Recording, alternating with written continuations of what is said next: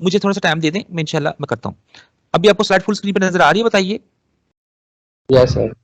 Good job. ठीक है, तो हम क्या करेंगे, ये BSA फुल लेंथ है और ये उसके क्लीव्ड फ्रेगमेंट है। क्लीव्ड फ्रेगमेंट है, this is for example 40 degree, this is 10 degree, 20 degree, 40, this is 40 degree temperature, this is 50 degree temperature. ठीक है, ये 60 है और ये 70 है फॉर एग्जांपल। ठीक है, तो हम देखते हैं कि सबसे जो मोटा फ्रेगमेंट है, क्लीव्ड जो फ्रेगमेंट है, वो 40 डिग्री पे आया है।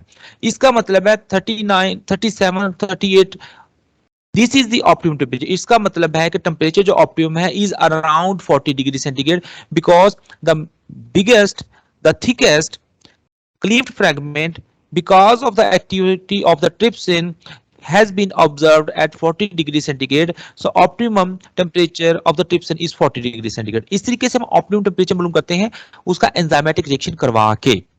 आपको पता चल गया एक्सपेरिमेंटली हम कैसे करते हैं। अगर इसी तरीके से हम एक और एग्जांपल देखें, पेप्सिन का आप देखे हो कि ऑप्टिमम पीएच ये है। अब हम पीएच पे आ गए हैं फौरी तौर पे, और ट्रिप्सिन की देखें 7-8 के करीब है ऑप्टिमम पीएच, और देखें सिलिवरी जो है ना MLases हैं उनकी तकरीबन 7 के करीब है, ये न्यूट्रल पीएच है। ठीक है, और यहाँ पे ट्रिप्सिन की आप देखें 8-9 के।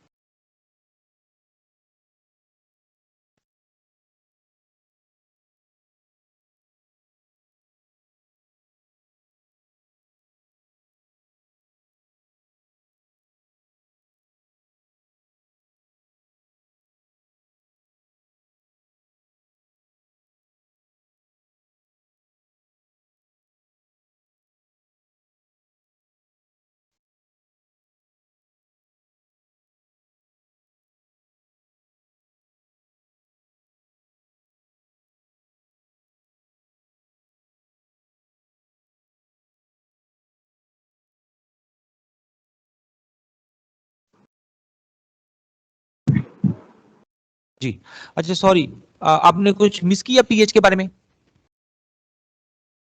हेलो, एक आध बार स्टूडेंट मुझे माइक ऑन करके बता दे, आप पीएच पे थे हम? सर आपकी स्टोर्ड होगी थी। हाँ हाँ, वो मुझे पता चल गया था, मुझसे मिस्टेक हुई थी ना। तो पीएच पे थे हम। Yes sir. जी सर।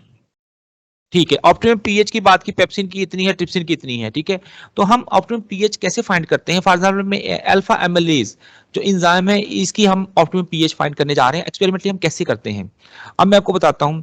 हम डिफरेंट वाइल्स लेते हैं, हर एक वाइल में हम स्टार्च डाल देते हैं, स्टार डाल देते हैं, हर वाइल में हम अल्फा एमिलेज भी डाल देते हैं। हम रिएक्शन को 2-3 घंटे के लिए प्रोसीड होने देते हैं, और 2-3 घंटे के बाद डेफिनेटली आपको पता स्टार्चेज को हम जो है ना आयोडीन टेस्ट से मालूम कर सकते हैं। ठीक है, पॉलीसैकेराइड्स को हम आयोडीन टेस्ट से मालूम कर सकते हैं, या और टेस्ट भी हैं। हम उसमें क्रोमोफोर डालते हैं, हर ट्यूब में डालते हैं, हम उसकी अब्जॉर्बेंस लेते हैं, और आप देख रहे हो कि तकरीबन 6 पीएच पे सबसे कम जो है स्टार्च डिटेक्ट हुई। इसका मतलब है कि 6 वो पीएच है जिस पे अल्फा एमिलेज ने स्टार्च को सबसे ज्यादा डिग्रेड किया। ठीक है, एब्जॉर्बेंस कितने पे ली है? 620 नैनोमीटर पे ली है। ठीक है, स्टार्च की डिटेक्शन के लिए। तो इस तरीके से हम देखते हैं कि कितना सबस्ट्रेट डिग्रेड हुआ है, इससे भी हमें पता चल जाता है ऑप्टिमम पीएच का एंजाइम की, या फिर हम देखते हैं कितना प्रोडक्ट बन गया है। इन लास्ट एक्सपेरिमेंट हम प्रोडक्ट की कंसंट्रेशन से अंदाजा लगाया कि कितना ऑप्टिमम टेम्परेचर है। इस एक्सपेरिमेंट में हमने रिएक्टेंट की डिप्लीशन से अंदाजा लगाया कि ऑप्टिमम पीएच कितनी है। ठीक है, इस तरीके से हम एक्सपेरिमेंटली फाइंड कर सकते हैं।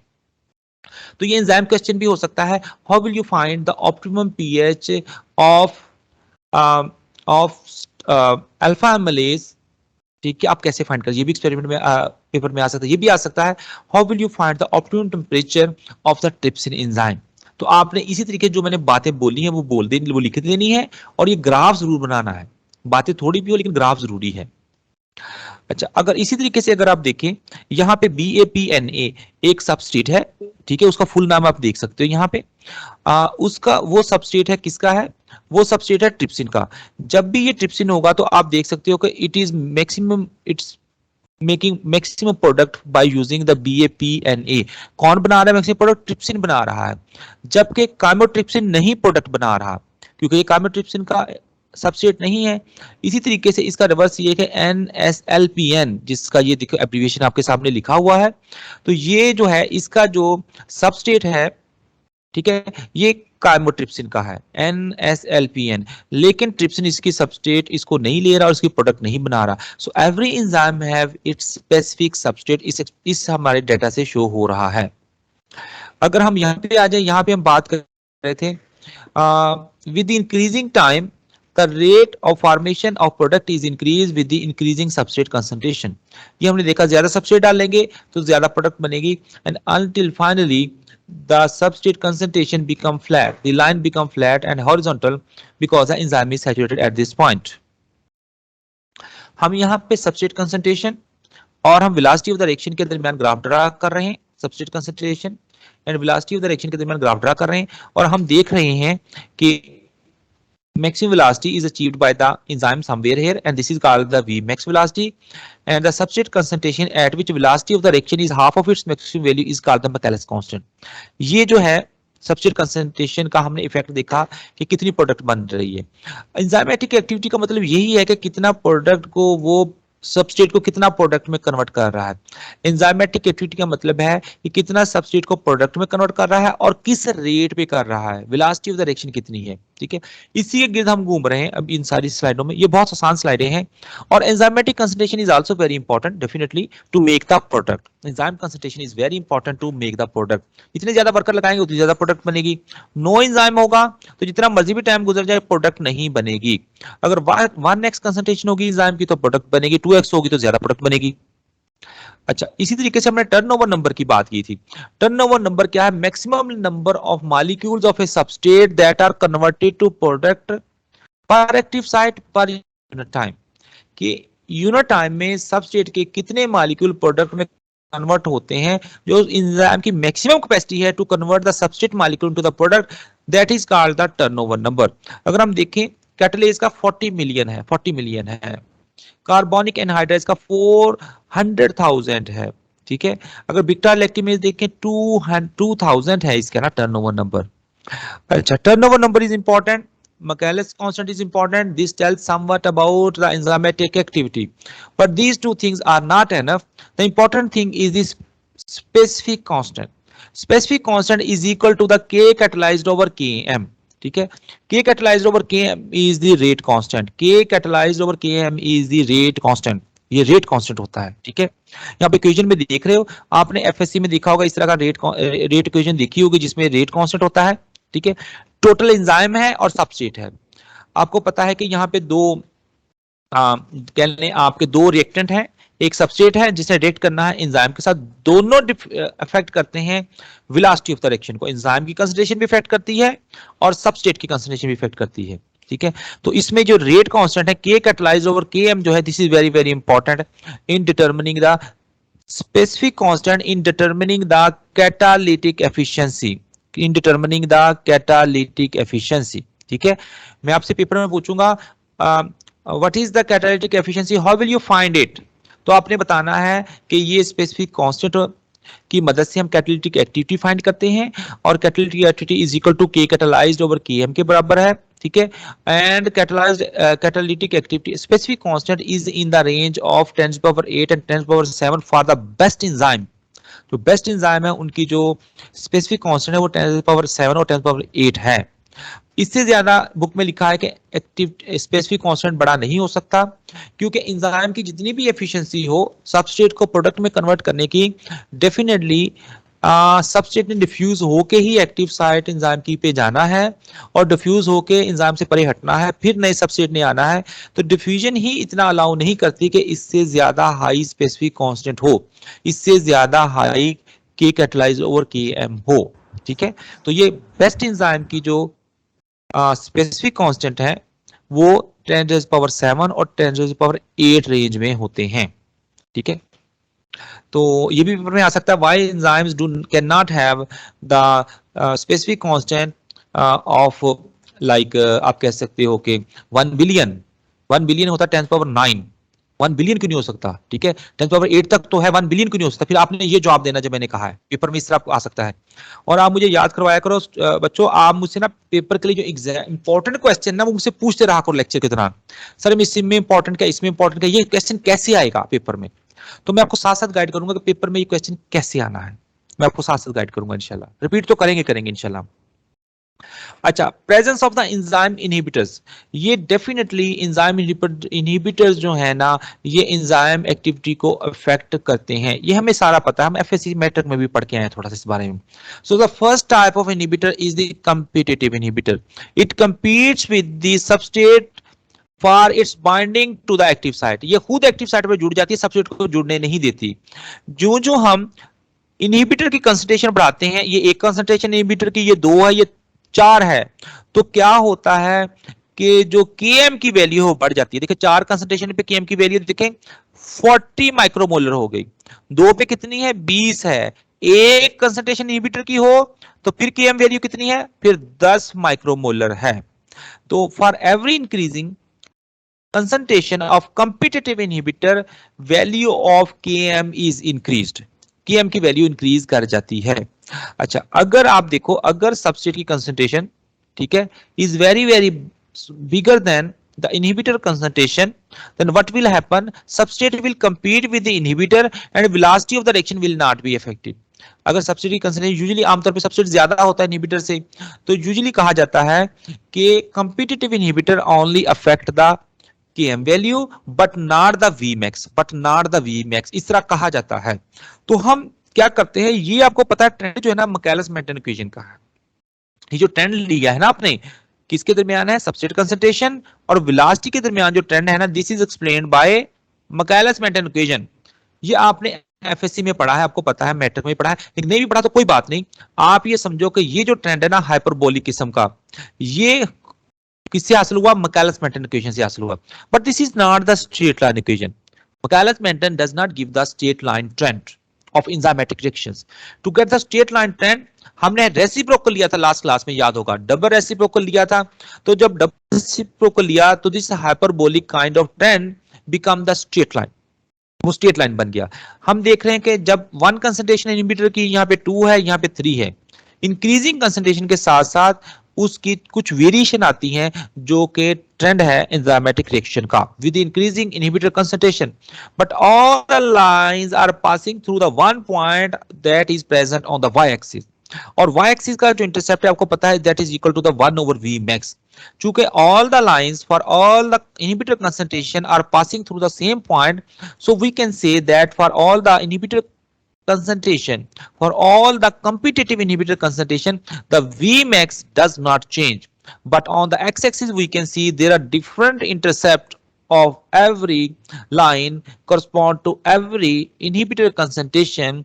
Therefore we can say inhibitor concentration affects the Km value of the enzyme, but does not affect the Vmax। तो ये competitive inhibitors की बात कर रहे थे हम। If we talk about the uncompetitive inhibitors, we can see that enzyme substrate complex is formed, then comes in action the inhibitor, and inhibitor bind to the enzyme substrate complex and make the new complex ESI, enzyme substrate inhibitor complex,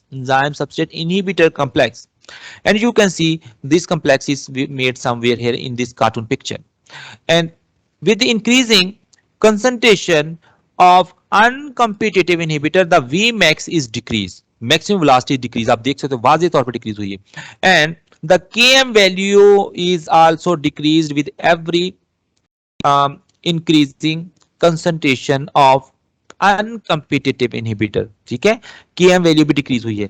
अगर हम इसका double reciprocal देखें, ये मैकलेस Menten trend है, ये इसका double reciprocal trend है, जिसको लाइन वीवर बर्क प्लॉट कहते हैं। हम यहाँ पे देख सकते हैं, for the every increasing concentration of uncompetitive inhibitors, the lines are parallel, parallel lines are never intersect each other, the lines are parallel। कुछ dirty हो गया, इसको मैं रिमूव कर दूं, the lines are parallel। Sir class का time हो गया है। कोई बात नहीं, 2 मिनट मुझे और दे दो, बस खत्म हो गया। इसके बाद एक स्लाइड रह गई है शायद। तो जो है parallel lines are intersecting the y-axis at different points, it shows that the maximum velocity under the presence of uncompetitive inhibitor is changed with the changing inhibitor concentration, and also the Km is also changed with the changing concentration of inhibitors, and we can see they are intersecting the x-axis at different points, and x-axis correspond to the minus alpha dash over Km।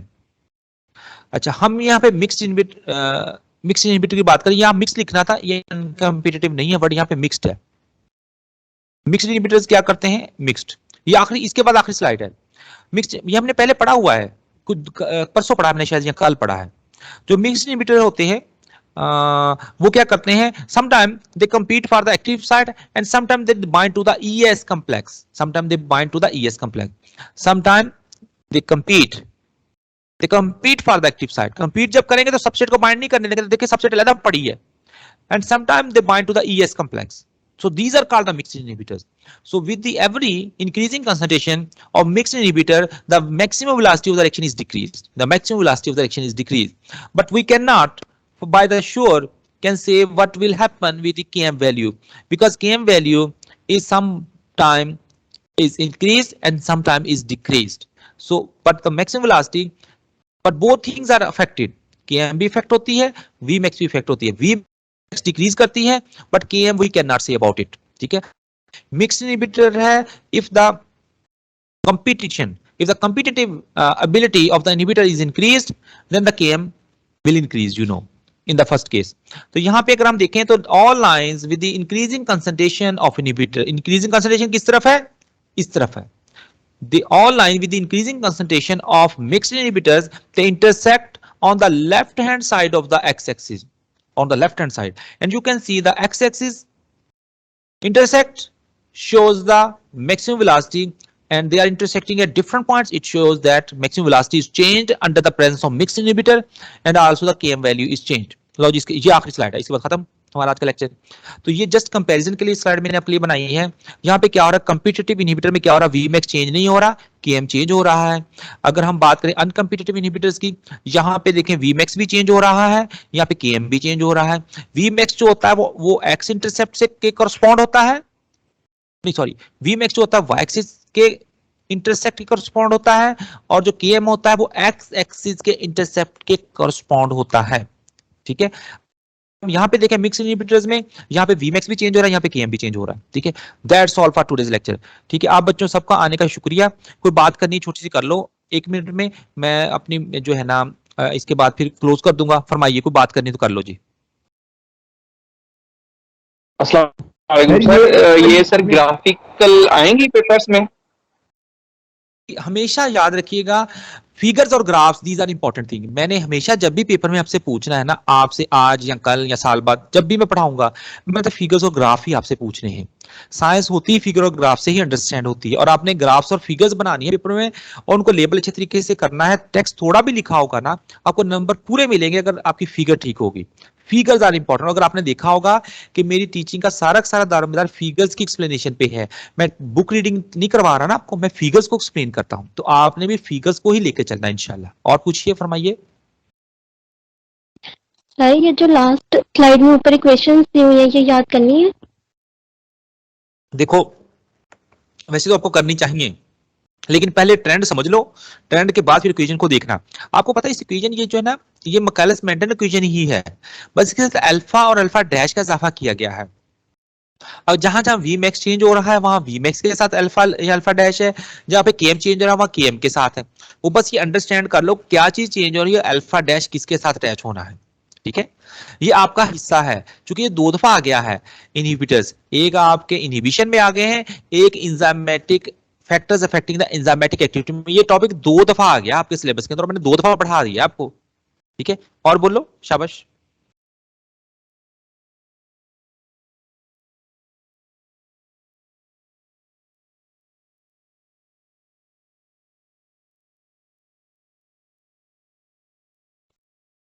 और कोई बच्चा पूछना चाहता है कुछ?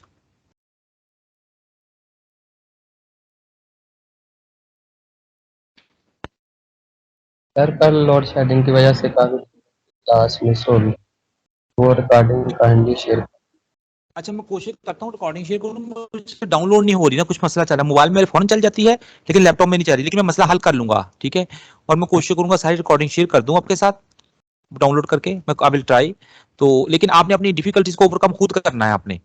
ठीक है, internet नहीं कनेक्ट हो रहा, डिस्कनेक्ट हो रहा है, ये सारी चीजें। और आपको पता है कि अटेंडेंस आपकी जो है ना मेरे पास एक क्लिक से आ जाती है। ठीक है, तो इसलिए आपने बिल्कुल एहतियात करनी है कि आपने क्लासेस पूरी लेनी है, आपके अटेंडेंस का मसला ना बन जाए। बच्चों का, क्योंकि आप बहुत थोड़े Okay, आज sir. भी आप देखो जी कितने हो, सर, आप 70 के करीब हो, 70 से कम हो, ठीक है। एक तो मैं आपकी रिपीट अटेंडेंस ले लूं, एक तो फिर मैं आपकी ना उधर से डाउनलोड भी कर लूंगा। एक मिनट, एडमिट ऑल, ये बच्चे अभी भी कुछ आ रहे हैं, डाउनलोड अटेंडेंस। हाँ ठीक है, अटेंडेंस मैंने आपको डाउनलोड कर ली है, ठीक है। मैं आपसे इजाजत ले लूं अब बच्चों। जी सर, श्योर। Okay, ठीक है, sir. जब खुदा और हाफिज. आप याद रखिएगा, आपकी जो फिजिकल क्लास है ना, उसमें आपने सारे प्रॉब्लम लेके आने हैं। मैं सारे प्रॉब्लम आपके हल करूंगा, जो जो प्रॉब्लम मुझे रोजाना बताते हो, ठीक है। जी फिजिकल sir. सर, क्लास में श्योर। सारे प्रॉब्लम लेके आने हैं आपने, और रोजाना पढ़ना है। छुट्टियां ईद की जाया नहीं करना, वरना आपको मुश्किल पेश आएगी। फिर मैं कह रहा हूँ, बार बार कह रहा हूँ आपको, ईद की छुट्टियां जाया नहीं करनी आपने बिल्कुल भी, इंशाल्लाह, ठीक है। ओके बच्चों, अपना ख्याल रखना, टेक केयर, अल्लाह सर हाफिज। वो अल्लाह सर वो हाँ, बोलो बोलो, सर वो बोलो बोलो। असाइनमेंट की अपडेट आपसे लेते रहे। असाइनमेंट की अपडेट क्यों लेनी, मुझे क्या लेना बताओ। सर थोड़ी बनाइए, मतलब आपसे सर ये तरीका ठीक है या कैसे उस वाले से। थोड़ा बहुत एक दो स्टूडेंट मुझसे पूछ लो, बाकियों को लेकिन फिर उसने गाइड करना है। देखो आप 150 स्टूडेंट हो, मैं 150 स्टूडेंट की असाइनमेंट एक दफा ना, वो क्या कहते हैं कि गाइड करने के लिए चेक नहीं कर सकता, फिर दोबारा चेक भी करनी पड़ेगी मुझे, है। तो इसलिए ना इतने सारे स्टूडेंट चलो को मैं नहीं ठीक है। काम, हाँ कुछ बच्चे मुझे करवा दो, हैं। शाबाश।